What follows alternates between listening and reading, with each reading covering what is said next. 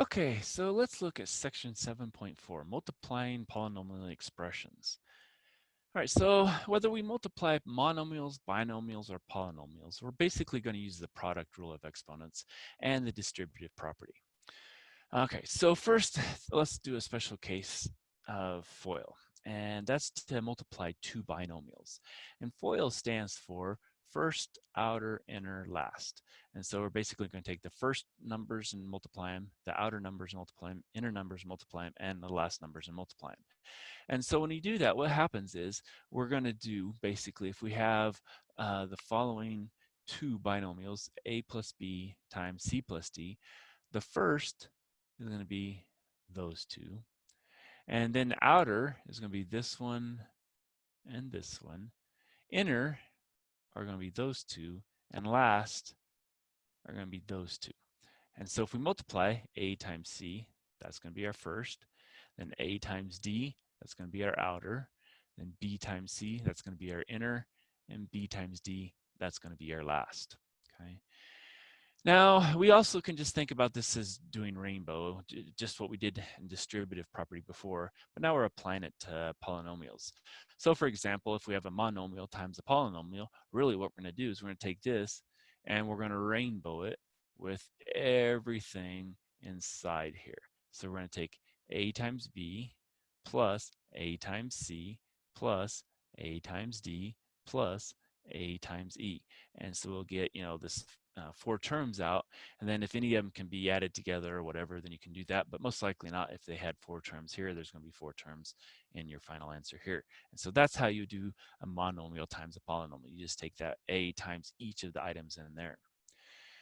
Now, if we take a binomial times a polynomial, so, an a plus b times, however many terms there are in the second one, you're going to take a and you're going to multiply it first times each of the terms in the polynomial. And then after that, you're going to take b times each of those same terms in the polynomial, and then basically just add them together. So you're going to take a times c plus a times d plus a times e plus a times f, and then plus, now we take b times c, and then b times d, and b times e, plus b times f. And so then we get this huge thing here. And sometimes when you get to this one, you might be able to add or subtract, but not always, depending on what your a and b and c, d, e, and f are. So that's going to be something that depends on the polynomials themselves on if it'll work. Now with a trinomial, it's going to be the same thing. When you multiply two trinomials, you take your first term here times each of the next terms. So we'll have that times each one of those terms. And then we can look, okay, well then we're going to take b times each of the next terms. And then we'll probably better do a different color here. Maybe we can back to red. Then we're going to take c times each of those terms in the last one. And so if we do that and we kind of look at what we had a times d plus a times e plus a times f. Then we took the b's, so then we're going to take b times d plus b times e plus b times f. And then we're going to take c times everything, so it would be c times d plus c times e plus c times f. And so that's really what we're going to do. We're going to do a lot of rainbowing here to get our products together. And so that's really the way that a lot of this works. We also are going to multiply polynomial functions. So basically it works in the same manner as multiplying polynomial expressions, except it starts out as a function. You have to supply the expressions for each of the functions, and then you just are going to multiply polynomials again. So if f and g are functions of x, so if we have like an f of x and a g of x, then if we take f dot g of x, that's just going to be taking f of x times g of x, and that's what it's going to look like. And so we could plug in any numbers, r times t, f times g, x times y, and then it's just going to be those functions in terms of whatever our variable is here, and you just multiply them together. So maybe what happens is you get, this a plus b times c plus d, and so when you multiply them out, the function is going to end up looking like that when you get done. And so that's going to be what it is. And X is going to be the domain of F and G. So that's going to be kind of a thing that's going to be given. So now let's look at some examples of first multiplying, monomials through trinomials and polynomials, and then looking at some of those functions as well. All right. So let's say we have 2x times 6x plus 3. Okay. So what we're going to do is we're going to just take 2x times 6x, 2x times 3. And again, it's just a distributive property. We're just distributing the 2x times those, or using the rainbow, or however you want to look at it. And so 2x times 6x, if we write it out, we can do that if we need to. And then it's going to be plus 2x times 3. Well, here, 2 times 6 is 12. X times x is x squared. And here we have 2 times 3 is going to be 6, and then we still have times x. So that's what it is. Or you can really, if you're looking at it, 2x times 6x and go straight to here. So if you need to, you can go to this middle step to kind of show everything, to make it so you see what's going on, and then go to the second step. Or if you can see going and multiplying and distributing and going straight to the second step, that's fine as well. All depends on how it works best for you. All right, so let's do one with FOIL now. Let's say we have a 4n plus 6 times 8n plus 8. Okay, so we're going to do FOIL. So we'll have a first, we'll have an outer, we'll have an inner, and we'll have a last. And so if we draw a rainbow for that, that's going to be first, and then our outer, then our inner, and then our last. So if we write it below, we'll have 4n times 8n plus, then we'll have 4n times 8 plus, then we'll have 6 times 8n plus, then we'll have 6 times 8. Okay, so that's our first, our outer, our inner, our last.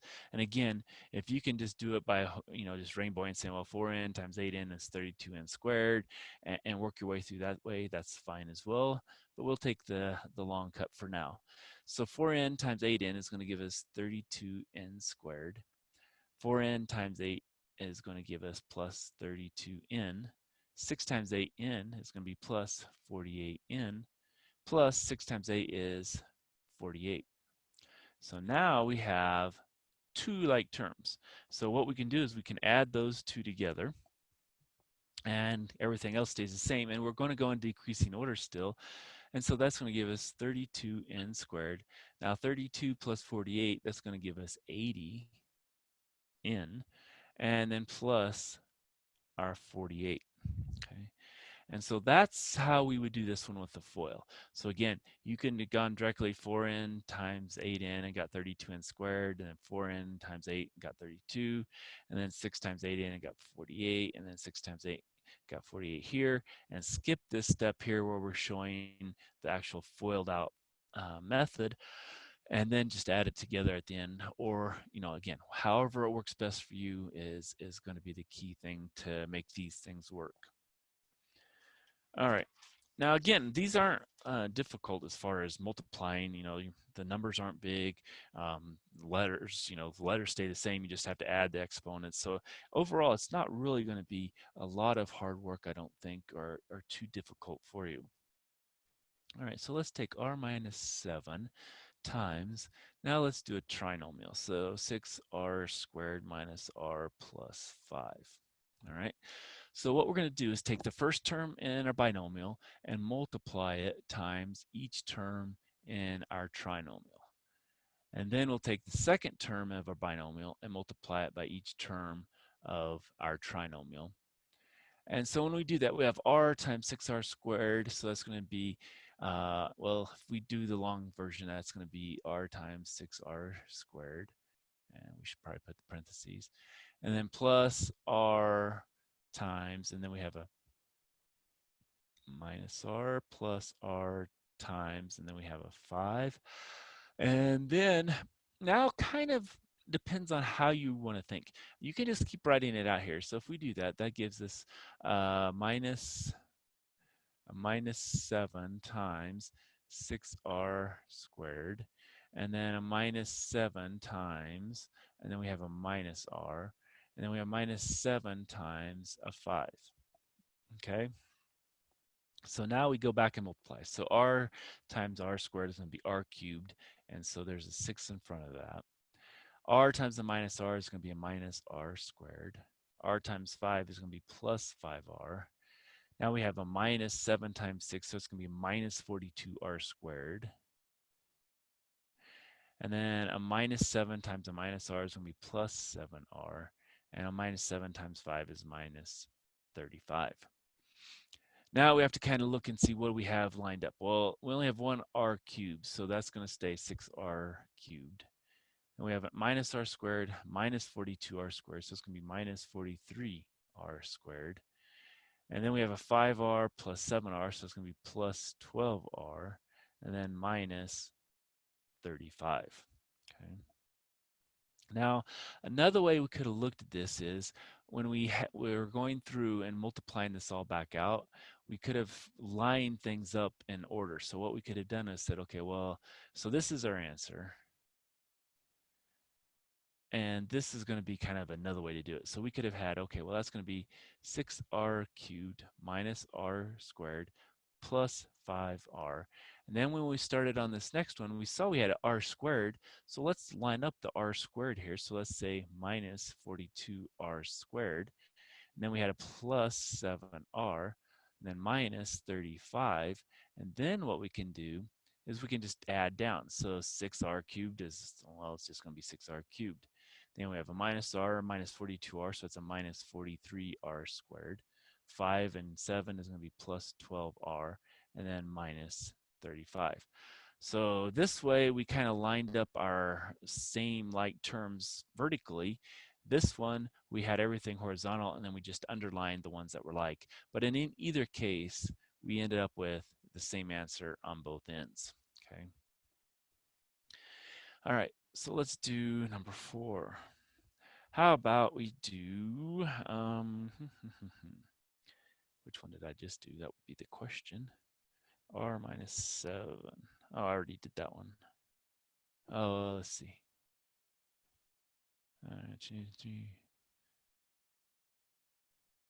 All right, so, okay, so R minus, all right, so here we are. I got lost where I was at. All right, so let's say we have 5k squared plus 3k plus 3 times 3k squared plus 3k plus 6. All right, so we have a trinomial times a trinomial. So we're going to first take the first term here times each of the terms in the second trinomial. Okay. And then we're going to take the second term times each of the terms of the second trinomial. And then, to have a different color, we're going to take the third term times each of the terms of the trinomial. All right. So what I'm going to do now is I'm going to kind of start doing what I did last time, where I lined up things vertically, because otherwise, if you think about this, there's going to be 9 things going across here, whereas if I do it in vertical, it's only going to be a little bit shorter. So if I take 5k squared times that, that's going to give me 5 times 3 is 15. K squared times k squared is going to be k to the 4th. And 5 squared times 3k, well, that's going to be, again, 15, but now it's going to be k to the 3rd. And 5k squared times 6, that's going to give me 30k squared. Now, if I take 3k times this, that's going to be 3 times 3 is 9, then it's going to be k cubed. Well, k cubed is this column, so that's 9k cubed. 3k times 3k, that's going to give me 9k squared. Where'd my squared go here? Is that a yeah, that was supposed to be squared. So that's going to be 9k squared. And then 3k times 6 is going to be plus 18k. Okay. Now I have a 3 times a 3k squared, so that's going to be 9k squared. So another one of those. 3 times 3k is going to be plus 9k. And 3 times 6 is going to be plus 18. So now what I've got is I've got 3 things I've multiplied together, but now I have to add them together, and I'm just going to add vertically. So that's going to give me 15k to the fourth plus, now I have 9 plus 15, so that's going to give me 24k to the third. Now I have 18, that's plus 48k squared, plus here I've got 27k, and then plus 18. So this works out a lot nicer than if I would have had those three followed by the next three followed by the next three, because then I'd have to say, okay, well, here's the k, here's this, and this one just lines up really nicely, and I can add just straight down, and I don't have to worry about things too much. Okay. All right, so that was two trinomials multiplied together. So another thing we could do is we could take some number, I don't know, say 3, and multiply that times two binomials. All right, so let's say we have 2x plus 1, and say we have 4x minus 5. Okay. Well, what I'm going to do, I'm going to FOIL these first, get the answer, and then I'm going to take it times 3. So when I do that, I'll keep that there, and then I'm going to FOIL. So I'm now going to take and multiply like this, and this, and this, and this. So I'm going to have first, outer, inner, last. So 2x times 4x is 8x squared. 2x times the minus 5 is a minus 10x. And then I have a 1 times a 4x, so it's going to be plus 4x. And a 1 times a minus 5 is a minus 5. Okay. Well, I'm going to simplify first because those are like terms. So that's 8x squared, and then it's minus 6x minus 5. Now, at this point, now it's something I can just simply distribute here. And so I have 24x squared minus 18x minus 15.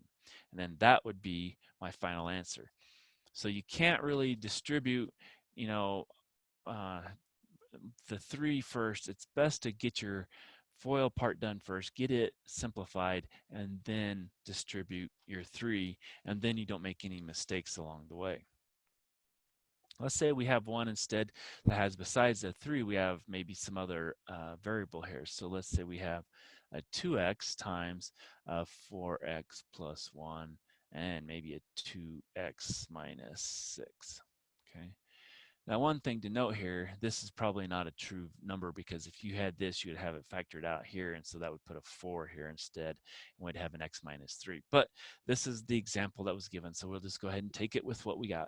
So we'll keep our 2x out front, kind of like we kept the 3 out front. Now we'll FOIL and take that times that, and then that times that, followed by that times that, and that times that. So 4x times 2x is 8x squared. 4x times a minus 6 is a minus 24x. Then 1 times 2x is plus 2x, and 1 times a minus 6 is a minus 6. Okay, now I've got like terms, so that's 2x times 8x squared minus 22x minus 6, and now I can distribute my 2x. So 2x times that is going to give me 16x to the third. Then I'm going to have a minus 44x squared. Then I'm going to have a minus 12x. And so that then will be my final answer after I've distributed my 2x. Okay. So those are a lot of different ways you can see, you're going to find for distributing and multiplying two binomials, two trinomials, a monomial times a polynomial, or basically any polynomial times any polynomial. All right, so the other thing we can look at is multiplying those functions. And so what the problem's going to look like is going to say, let g of x equal 4x plus 5, and h of x equals, say, x squared plus 5x. So let's let those be the two functions, and they want us to find g dot h of x. So what we're going to really find then is, if we remember, that was going to be g of x times h of x. So basically we're going to take that function times that function. So that means we're going to take this times this. And so it's going to be a simple FOIL, because in this case it's two binomials. And so when we do that, we'll have 4x plus 5 times x squared plus 5x. And so we distribute, using FOIL, first, outer, inner, last. And so 4x times x squared is going to give us 4x to the third. 4x times 5x is going to be plus 20x squared. 5x times x squared is going to be 5x squared. So hey, maybe we want to have 5x squared here. And then 5 times 5x is going to be plus 25x. Maybe this is the easier way to do it, so they line up. So that gives us 4x cubed plus 25x squared plus 25x. And so that's the solution to, now if we had to write it out, that was equal to f dot g x. So f times g of x, okay? Or I guess we're doing g and h, sorry, never mind. I'm using the wrong letters. Too many letters in algebra, I guess. All right, so then if we make that a pin again, and so this was actually g times h. All right, so g times h of x. And so that's what our product would look like. Let's do one more. Let's say we have again, we'll have different letters here, p of t equal t minus 4. And let's let r of t equal to t. And we want to find p times r of t, which again is just p of t times r of t. And so when we do that, it's just going to be t minus 4 times 2t. And it really doesn't matter where we put the 2t. We can put it here. And we'll just kind of rainbow backwards now. So we'll take it that times that and that times that. And so 2t times t is 2t squared.